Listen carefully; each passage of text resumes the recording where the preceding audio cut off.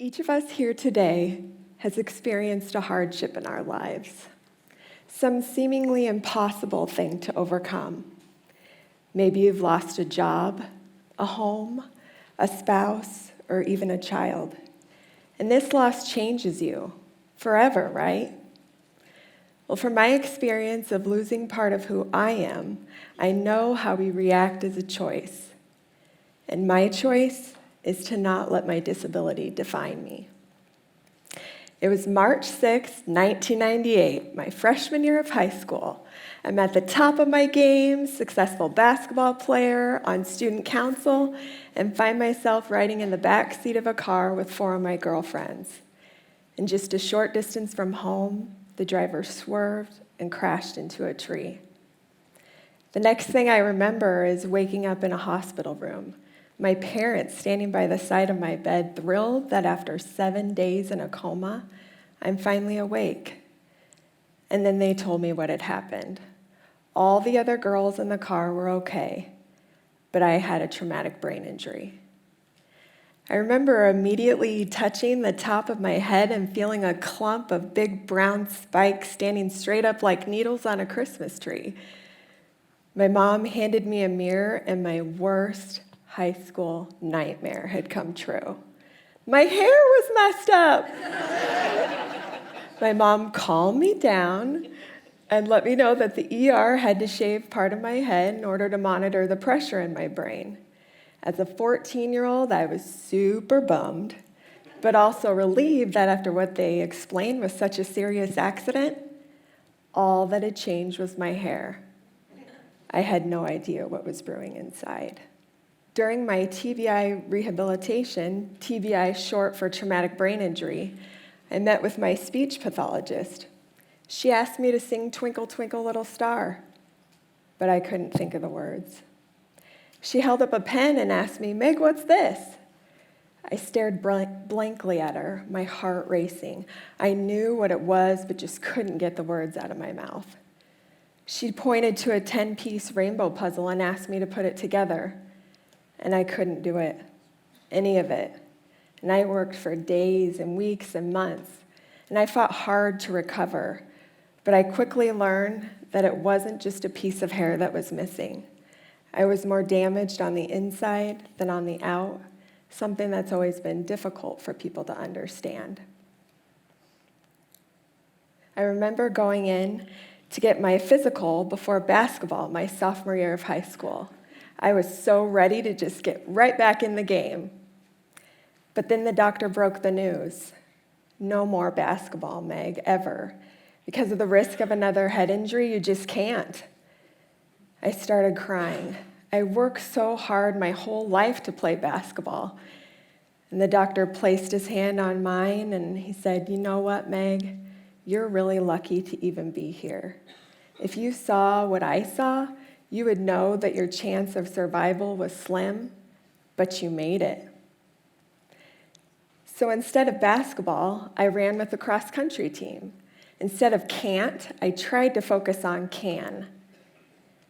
And I made it into college. And to my relief, my high school guidance counselor assured me that I could receive accommodations to help me with some of my shortcomings that came as a result of my TBI. Note takers, extra time on tests, separate testing area, they all sounded really helpful. I told my college academic advisor about these accommodations. "Sounds good," he said. "You'll just tell each new professor about your disability, and then you can head on over to the Students with Disabilities office, and that's where you'll take all your tests."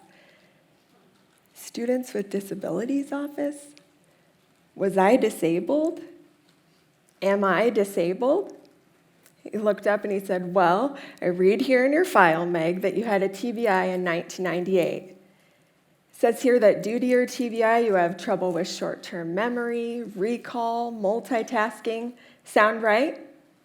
I nodded my head. "Yeah." "Well, that's your disability. Makes sense?" I tried to hold back tears and just kept nodding. And that's when it hit me. I was becoming more and more aware.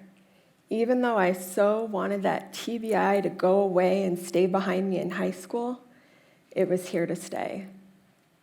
But so was my dream of becoming a registered nurse. I'd volunteered at a camp for kids with cancer in California, and I'd gotten a taste of what it would be like as a nurse. And I just knew that if I became a nurse, I could make a difference in those kids' lives. A career as a pediatric nurse was my dream. A letter came in the mail when I got home from camp that year. I shook my hands and I opened it, and my dream had come true. I made it into nursing school. And during my second semester there, I had a presentation to give in front of class. My name was called, and I walked to the front of the auditorium. A minute or so passed by, and things were going really well. But all of a sudden, out of nowhere, my heart began to race. Like not out of nervousness, though, but more like I was running away from a train and just couldn't get away. I kept trying to swallow, but my mouth was too dry. I had worked hard preparing for the presentation, but the words I was planning to use just weren't coming out. I tried to take some deep breaths to relieve what I thought was nerves, but I couldn't even gather the air. For 10 seconds, I felt paralyzed and blankly stared off, unable to look away from the left side of the room. And all the while, my right arm was starting to raise in the air. And after what seemed like forever, I regained my composure and finished my talk. A nursing instructor who saw me that day encouraged me to see a neurologist. I had a few more of those panicky feelings before my appointment a few weeks later.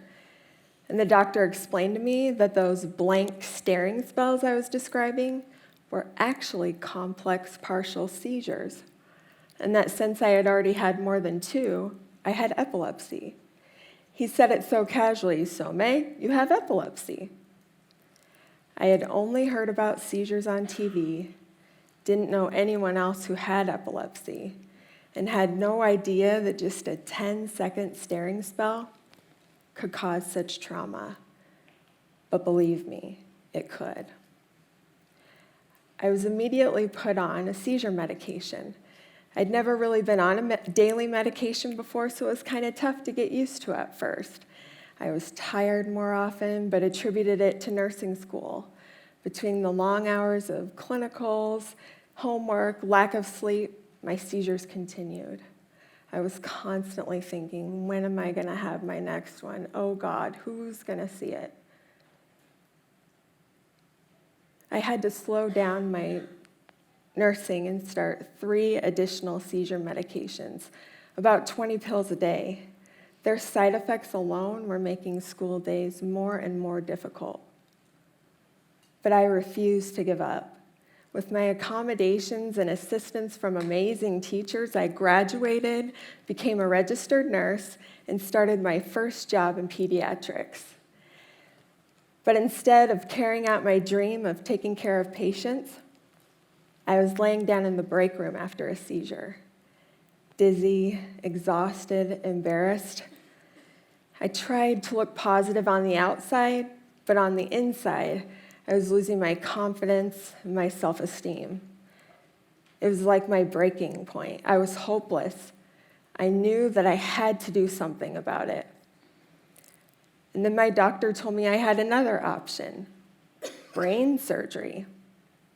They would go in and remove the part of my brain with the scar tissue from my 1998 TBI in hopes that my seizures would stop. I did months of testing, and when I finally found out I was a candidate, I made the scary decision to go forward with surgery if it meant that I could have a chance at a better life. They removed my left temporal lobe and hippocampus, where the seizures originated. That surgery was and is the most terrifying thing I've ever done. But the seizures stopped completely.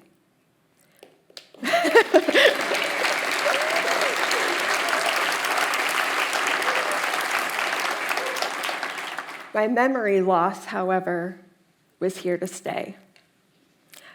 I was excited to get back into nursing and tried 3 jobs in pediatrics.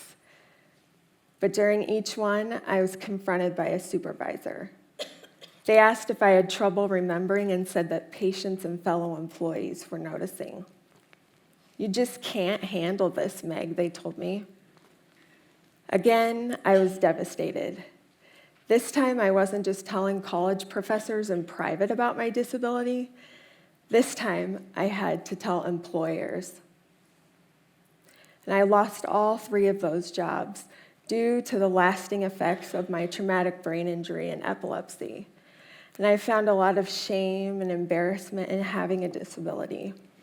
But accepting that my nursing career could be over was just more than I could bear.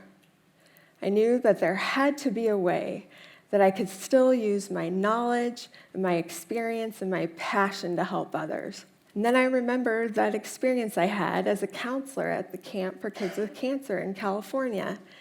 It was there where I saw the true value of bringing a group of kids together who really understood each other's illness. It inspired me to create a similar experience for kids and teens with epilepsy here in the Midwest. I named it Camp You Can. So many times throughout my life, I've been reminded of what I can't do. No more basketball, no more slumber parties, no more driving, no longer able to be a nurse, no independence, no self-esteem. Kids and teens with epilepsy feel that way too. They know their disorder isn't just physical. The effects are mental and emotional as well. And I wanted to create a place where kids with epilepsy could come to see all that they can do. At Camp You Can, kids can zoom across a zip line, climb a rock wall, shoot a bow and arrow. Walking by the cabins and standing in the lunch line, you'll hear things like, "Yeah, I take that medication too, and it makes me really tired." Or, "This is the only chance I get to talk about my epilepsy without feeling embarrassed too." With epilepsy, too many days are filled with reminders of what shouldn't be done, and at Camp You Can, we're on a mission to change that.